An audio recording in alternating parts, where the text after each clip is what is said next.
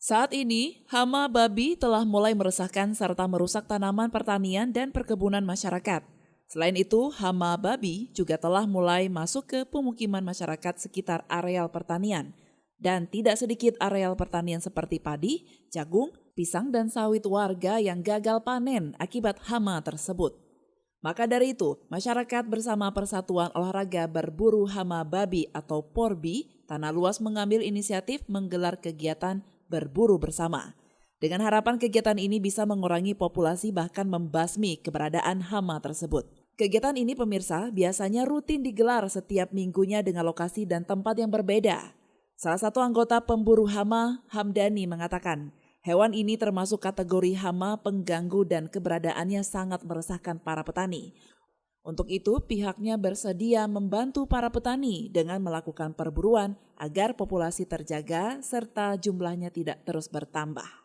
Selain itu, kelompok pemburu hama yang tergabung dalam PORBI tersebut selalu siap turun tangan untuk membantu petani dalam memberantas hama babi liar. Berburu dengan menggunakan puluhan ekor anjing menurutnya lebih efektif untuk memberantas hama sehingga petani merasa lebih aman. Sangat meresahkan masyarakat, diantaranya di sini yang paling terganggu adalah menjadi hama ini perusak bagi anak kelapa sawit atau bibit kelapa sawit yang sudah ditanam oleh warga. Di sekitarnya sangat meresahkan bagi kami. Dan itu juga merusakkan pertanian pertanian warga, diantaranya mungkin jagung, tanaman padi, dan kemudian juga ada tanaman-tanaman lainnya. Kami tim PORBI ini bisa sedikitnya untuk memburu atau para pemburu ini ada dapat dukungan sokongan dari pemerintah juga, khususnya dinas terkait dalam menyokong bagi kami ini tim pemburu hama babi.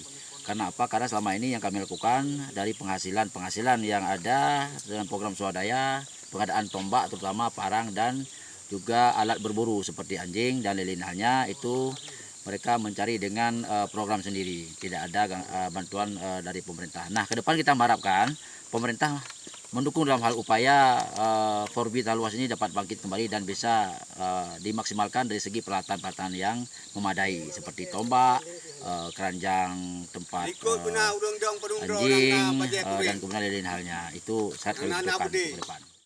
Dari Aceh Utara, Tim Liputan melaporkan untuk Puja TV Aceh.